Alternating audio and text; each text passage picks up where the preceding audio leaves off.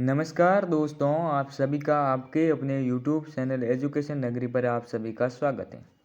जी हाँ दोस्तों, आज हम वर्तमान महावीर खुला विश्वविद्यालय जुलाई एग्जामिनेशन 2026 की बात करेंगे। BA first year semester 2 year examination. Exam date है आपकी 25 अगस्त को। कब है? 25 अगस्त को है। देखिए आप, हम पेपर कोड की अगर बात करते हैं, TT02 है। क्या है? TT02 है, यात्रा एवं पर्यटन 2। ये क्लास नंबर हमारी कौन सी होगी? 4 होगी। महत्वपूर्ण प्रश्न उत्तर होंगे। 3 क्लास पहले हो चुकी। प्ले लिस्ट में जाकर तीनों क्लास ज़रूर देखें, उसके बाद में ये चौथी क्लास देखे। एग्ज़ाम आपका 25 अगस्त से पहले ये 4 क्लास देख के चले जाना। एक भी क्वेश्चन आपका गलत नहीं होगा। हर क्वेश्चन आपका एग्ज़ाम में इसी क्लास में से आ जाएंगे। 4 क्लासों में से एक भी प्रश्न आपका बाहर जाने की संभावना नहीं है। 100% गारंटी के साथ कहता हूँ, चारों क्लासों में से एक भी प्रश्न आपका बाहर नहीं जाएगा। अब देखिए, हम पहला प्रश्न देखिए सेक्शन ए का।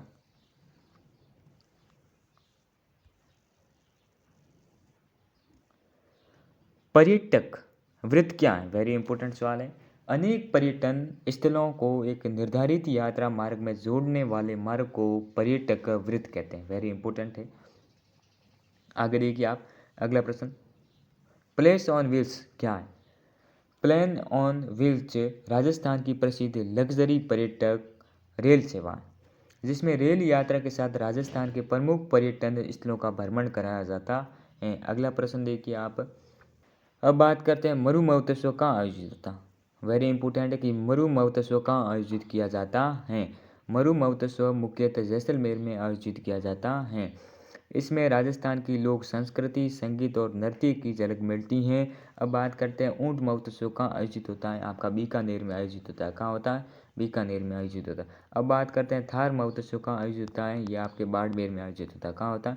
बाड़मेर में आयोजित होता है। अब बात करते हैं, कब आयोजित होता है? मरु महोत्सव आपका फरवरी मास में होता है, जनवरी फरवरी में होता है। कब होता है? जनवरी फरवरी में होता है। अब आप बात करते हैं हम ऊंट महोत्सव की, तो जनवरी में आयोजित होता है। ये मरु महोत्सव आपका फरवरी में आयोजित होता है। और मार्च में आपका होता है थार महोत्सव, फरवरी मार्च में आयोजित होता है। ये तीनों याद कर देना। अगला प्रश्न देखिए, ऊंट सफारी क्या है? वेरी इंपॉर्टेंट सवाल है। ऊंट सफारी, ऊंट पर बैठकर मरुस्थलीय क्षेत्र का भ्रमण करना ऊंट सफारी कहलाता है। राजस्थान में ये विशेष रूप से जैसलमेर क्षेत्र में लोकप्रिय है। वेरी इंपॉर्टेंट है। गोमट ऊंट कहाँ के प्रसिद्ध है? गोमट ऊंट कहाँ के प्रसिद्ध है? कमेंट बॉक्स में ज़रूर बताएं। अगला प्रश्न देखिए आप, RTDC का पूरा नाम क्या है? Rajasthan tourism development corporation. वही पहले ये बताए, कमेंट बॉक्स में बताए। और इसको दर्जा कब दिया गया? पर्यटक गाइड कौन होता है? गाइड वह व्यक्ति हैं जो पर्यटकों को पर्यटन स्थल के इतिहास, संस्कृति और महत्वपूर्ण स्थानों की जानकारी देता है तथा भ्रमण में मार्गदर्शन करता है। उसे क्या कहते हैं? पर्यटक गाइड कहते हैं। अगला प्रश्न देखिए, वायु परिवहन क्या है? विभाग द्वारा यात्रियों को एक स्थान से दूसरे स्थान तक पहुंचाने की व्यवस्था को क्या कहते हैं? वायु परिवहन कहते हैं। ये तेज गति का परिवहन साधन है। अब अगला प्रश्न देखिए आप, रेल परिवहन का महत्व बताइए। रेल परिवहन लंबी दूरी की यात्रा के लिए उपयोगी है और बड़ी संख्या में पर्यटकों को पर्यटन स्थलों तक पहुंचाने में सहायता करता है। कौन करता है? रेल करता है। तीनों याद करके जाना है, बस रेल और वायु तीनों याद करके जाना। वेरी इंपॉर्टेंट सवाल है। अगला प्रश्न होगा, वन्य जीव पर्यटन क्या है? प्रश्न क्या होगा कि वन्य जीव पर्यटन क्या है? वन्य जीवों और उनके प्राकृतिक आवासों को देखने एवं समझने के उद्देश्य से की जाने वाली यात्रा को क्या कहते हैं? वन्य जीव पर्यटन कहते हैं। अगला प्रश्न देखिए, ट्रेवल एजेंसी क्या है? ट्रेवल एजेंसी यात्रियों को टिकट, होटल, परिवहन, टूर पैकेज और अन्य यात्रा सेवाएं उपलब्ध कराने वाली संस्था को कहते हैं ट्रेवल एजेंसी कहते हैं।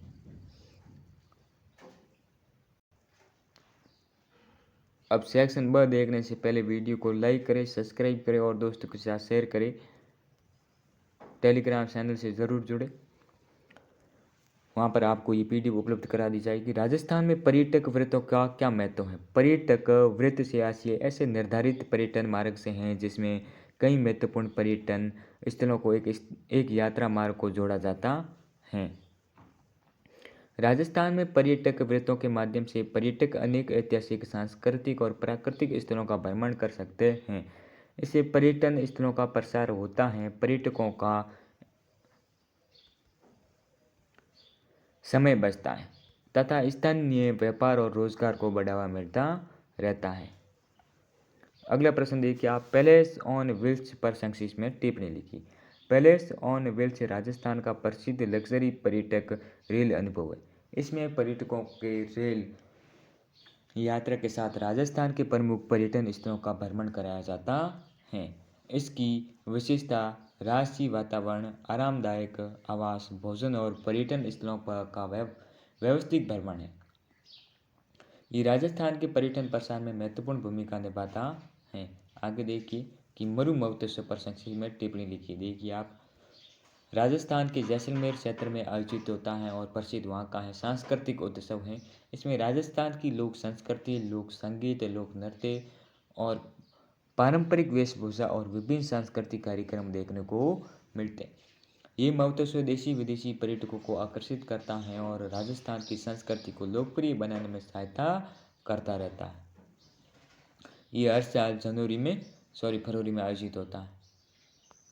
अब ऊंट सफारी पर संक्षिप्त में टिप्पणी लिखी।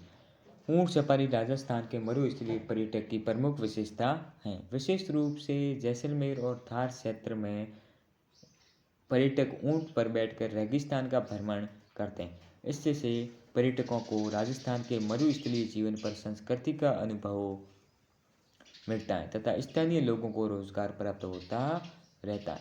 राजस्थान पर्यटन विकास निगम पर टिप्पणी लिखिए। आरटीडीसी के ऊपर राजस्थान पर्यटन विकास निगम राजस्थान में पर्यटन के विकास और प्रसार से संबंधित प्रमुख संस्था है। ये पर्यटकों के लिए आवास, भोजन, परिवहन तथा पर्यटन संबंधित विभिन्न सुविधाओं के विकास में योगदान देता है। इसका उद्देश्य राजस्थान को प्रमुख पर्यटक गंतव्य के रूप में विकसित किया जाता है। आगे देखिए, अगला प्रश्न होगा हमारा, पर्यटन के विकास में गाइड की भूमिका स्पष्ट कीजिए। गाइड पर्यटकों को पर्यटन स्थल की ऐतिहासिक, सांस्कृतिक और भौगोलिक जानकारी देता है। वह पर्यटकों को सही मार्ग दिखाता है